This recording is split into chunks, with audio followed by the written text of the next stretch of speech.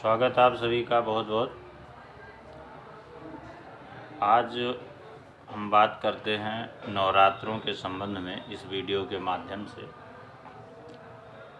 तो और ये जो आज का जो वीडियो होगा खासकर उन लोगों के लिए बहुत ही खास होगा जो किसी मंत्र साधना आदि के कोई मंत्र साधना करना चाहते हैं या कोई तंत्र साधना करना चाहते हैं, वो उनके लिए बहुत ही खास है। क्योंकि ये जो वीडियो होगा हमारा ये होगा गुप्त नवरात्र से संबंधित। तो जैसा कि हमारे यहाँ 4 नवरात्र होते हैं, तो 2 नवरात्र प्रकट हैं और 2 गुप्त नवरात्र हैं।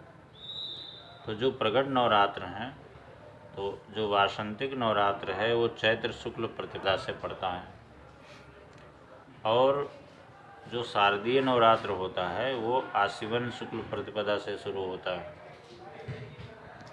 लेकिन जो गुप्त नवरात्र हैं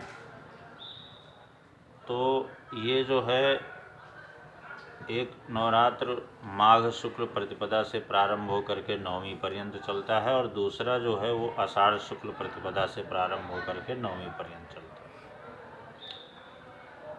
है। वैसे तो चारों नवरात्र जो है शक्ति उपासना के हैं, इनमें शक्ति की उपासना की जाती है, विशेष रूप से शक्ति की उपासना की जाती है। और वो शक्ति कौन सी? आद्य शक्ति। और उसी में महाकाली, महालक्ष्मी, महासरस्वती का स्वरूप है। उसी के अंतर्गत 10 महाविद्याओं की भी साधना की जाती है। तो खास करके जो गुप्त नवरात्र हैं उनमें जो तंत्र की अधिष्ठात्री हैं, देवियाँ हैं, 10 महाविद्याएँ, उनकी उपासना के लिए बहुत ही खास समय होता है। जैसे मान लिया कोई व्यक्ति कोई सिद्धि प्राप्त करना चाहता है, या किसी मंत्र की साधना, मंत्र सिद्धि करना चाहता है, या किसी तंत्र की साधना करना चाहता है, तंत्र की सिद्धि करना चाहता है, तो उसके लिए ये दिन जो है बहुत विशेष, बहुत खास होता है। और इसमें जो 10 महाविद्याएँ हैं, इसमें माँ काली, तारा देवी, त्रिपुर सुंदरी, भुवनेश्वरी, छिन्नमस्तिका, त्रिपुर भैरवी, धूमावती,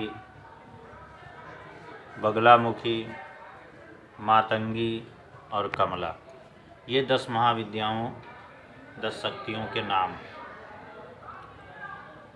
तो कोई भी व्यक्ति जो भी मतलब इसको सिद्ध करना चाहता है तो इन 10 महादेवियों में से किसी की भी सिद्धि कर सकता है। और उसके लिए ये जो गुप्त नवरात्र है, जो माघ शुक्ल प्रतिपदा से और आषाढ़ शुक्ल प्रतिपदा से जो प्रारंभ होते हैं, ये बहुत ही खास समय होता है।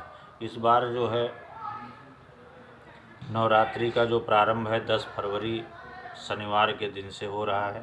तो चूँकि शनिवार का दिन जो है साधना के लिए विशेष प्रशस्त माना गया है, तो इस बार इसलिए साधना के लिए ये नवरात्र विशेष खास रहेगा। और 10 फरवरी को 2024 को प्रारंभ होकर के 18 फरवरी को समाप्त होगा। और इसके अलावा जो व्यक्ति सामान्य रूप से पूजा करना चाहता है, जैसे वो नवरात्र में करता है, उसी तरह से इसमें भी पूजा पाठ का विधान है। माँ जो है चंडी की आराधना करनी चाहिए, और जैसे उसमें कलश स्थापना की जाती है वैसे इसमें भी कलश स्थापना की जा सकती है। और कलश स्थापना का जो बहुत ही उत्तम जो मुहूर्त है वो प्रातः लगभग 8:30 बजे से लेकर के और 10 बजे के मध्य का बहुत ही उत्तम मुहूर्त है। और 10 फरवरी से ये प्रारंभ होगा, उसी दिन नवरात्र कलश स्थापना होगी, और 18 फरवरी को इसका समापन होगा। और इसमें जो भी जैसे सामग्री वगैरह बताने के लिए तो कोई ख़ास नहीं है, क्योंकि नवरात्र में जैसे जिस तरह से हम माँ भगवती चंडी की आराधना करते हैं उसी तरह से इसमें भी की जाती है और वही सब सामग्री प्रयुक्त होती है। कलश स्थापना करके उस तरह से कर सकते हैं। और अगर किसी को तंत्र विशेष की साधना करनी है तो जो जो भी देवियाँ बताई गई हैं उनमें से वो उनकी साधना कर सकता है। और ये जो है शक्ति के प्राकट्य का विशेष समय होता है और इस समय वैसे तो हमेशा शक्ति के बिना तो संसार ही शून्य है, लेकिन जब ये नवरात्र होते हैं तो 4 नवरात्र जो हैं इनमें शक्ति की आराधना का विशेष फल प्राप्त होता है। तो उसमें 2 गुप्त नवरात्र हैं, 2 प्रकट नवरात्र हैं।